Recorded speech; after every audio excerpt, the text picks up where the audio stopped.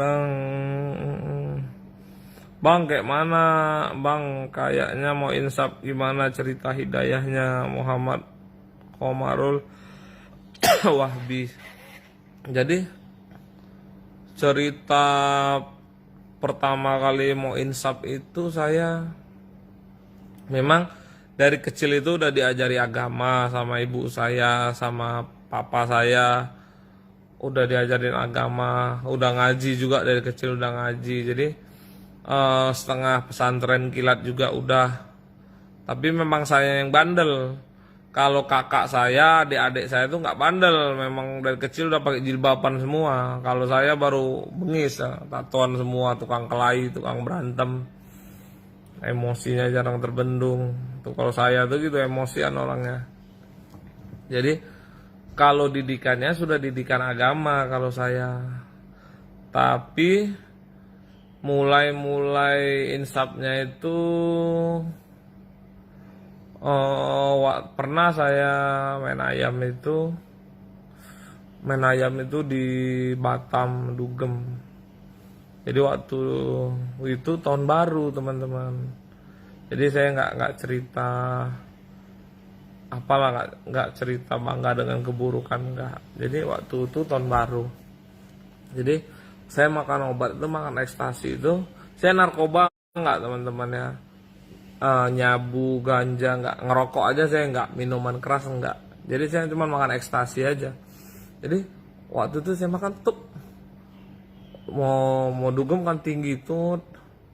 Biasanya kan gitu. Waktu bandel-bandel dulu lah ya kan teman-teman. Jadi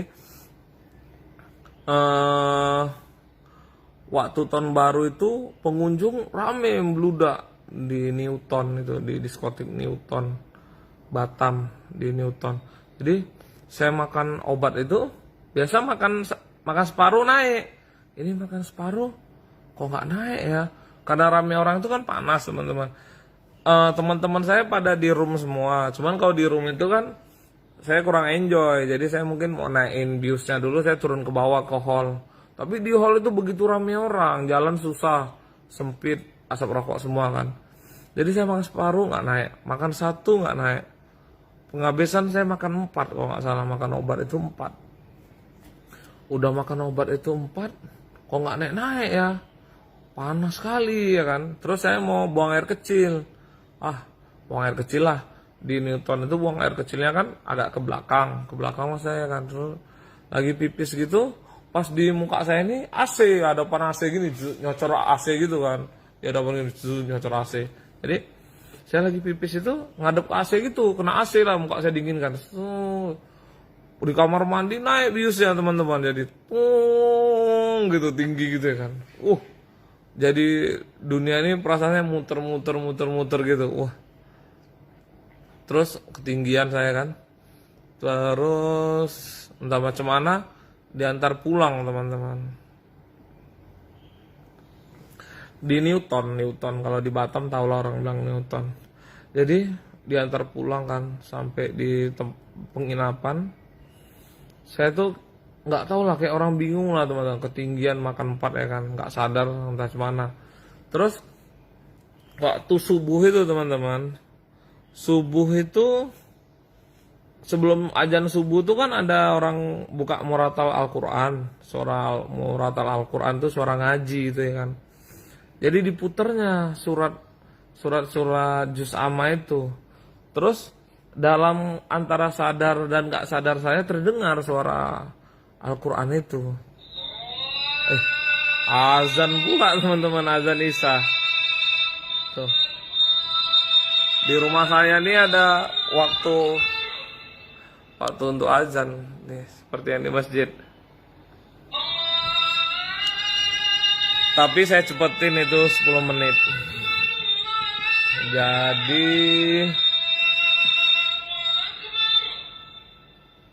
Jadi teman-teman udah kita cabut dulu ya. Jadi sudah ketinggian saya dengerin itu kan, saya dengerin terus lama-lama saya antara sadaran dan antara enggak, tapi bacaan yang saya itu pas. Jadi yang nyadarkan saya bacaan Al-Quran. Ketiga itu dibacakan dari mulai surat Juz Amma itu, kalau nggak salah saya itu surat Adiyat, wal Adiyatin Dobaha itu ya kan. Saya dengerin itu ya kan. Wal Adiyati Dobaha, fal Muriyati Kodaha. Wal itu saya ngikutin aja. Saya merem nih teman-teman, nggak sadar saya ikutin bacaannya saya ikutin terus. Saya ikutin lama-lama terbuka mata saya, sadar gitu. Udah terbuka sadar nih saya. Terus saya duduk, saya ikutin terus bacaan Qur'annya. Lama-lama azan teman-teman. Terus dalam hati saya memang niat lah. Udahlah, udah nggak mau lagi lah yang kayak gini nih. Itu. Terus karena udah muter sana muter sini pikiran saya kan, yang nyadarkan saya itu bacaan muratal Al-Quran sebelum subuh, udah itu azan subuh itu baru tersadar saya. Kalau nggak, saya nggak tersadar teman-teman, entah muter-muter gimana lah pikiran saya nih kan. Terus itu pertama, yang kedua itu saya tuh sering kalau malam-malam tuh kan, kalau udah tengah malam itu sering terbangun keluar, duduk gitu nengok ikan koi, nengokin gitulah kan. Terus lama-lama mikir apa ya, kok perasaanku kok nggak enak gitu, perasaanku nggak tenang ya malam-malam gini. Padahal istri ada, anak ada, rumah ada, mobil semua ada, tapi kok kayaknya perasaanku ini kok nggak tenang, nggak nyaman gitu. Jadi mikir apa ya, kok nggak nyaman gini pikiran gue ya. Padahal mau rumah ada, mau mobil ada, mau sawah, mau kebun, semua udah ada teman-teman ya kan. Tapi kok ada yang perasaanku ini kok nggak enak gitu, batinku ini kok nggak enak ya, kok nggak tenang ya gitu. Sering tengah malam itu terbangun, saya sering tuh malam tuh terbangun, nengok karyawan tidur ya kan, nengok ikan koi, nengok ngeliat-liat lah, nongkrong jalan sana jalan sini, tapi di sekitaran rumah saya aja gitu. Terus apa ya, kok nggak tenang gitu. Terus ke berapa hari kemudian ada jemaah datang ke masjid saya. Jemaah datang ke masjid saya itu, dia bilang, Assalamualaikum. Mungkin saya sangkanya saya orang Buddha kan. Assalamualaikum, nggak bilang Assalamualaikum, Pak ya. Saya bilang Pak ya, saya nengok dia pakai sorban, pakai jubah, saya bilang Assalamualaikum, Waalaikumsalam, oh, Pak ya, dibilangnya. Oh ya, ini kami Pak, ada tamu dari masjid nih, kami ini keluar 4 bulan Pak dari Bahoro. Oh ya, iya datanglah ke masjid Pak. Iya saya ini ada sibuk nih, mau ngadu ayam, saya bilang. Oh ya, nanti pulang ngadu belum tentu lah, saya bilang. Pulang tengah malam, saya bilang. Kalau ada waktunya lah, subuh saya bilang. Saya janji, saya dari dulu orangnya konsekuen, pegang ngomong. Saya bilang subuh saya datang, saya bilang. Subuh saya datang lah. Habis jemaah itu kan, habis sholat fardu subuh 2 rakaat, orang itu ada ceramah, ada bayan namanya kan. Ceramah lah. Jadi udah ceramah, saya dengar dia bilang apa ya, sungguh Allah Subhanahu wa taala meletakkan kebahagiaan manusia ini hanya dalam amal agama. Sejauh mana manusia amalkan agama secara sempurna, maka sejauh itulah Allah akan bahagiakan dia di dunia, dan Allah akan bahagiakan dia di akhirat. Karena kehidupan kita ini bukan cuma di dunia tapi di akhirat. Itu masuk langsung sampai hari ini di kepala saya. Saya bilang, pantes ya. Sering kali dari dulu saya sampai ini hari, saya sering malam-malam itu terbangun. Saya bilang, apalagi yang nggak ada ya. Rumah ada, mobil ada, sawah ada, ladang ada, kebun ada, tambak ada, kolam ada, semua ada. Tapi kok belum bahagia ya hati saya ya. Terus dia ceramahnya itu teman-teman. Jadi langsung saya, ini maaf ya teman-teman, teman-teman yang non muslim yang nonton, percaya dengan agamanya ya nggak masalah. Maksudnya saya cerita karena saya muslim, saya percaya dengan Tuhan saya Allah kan.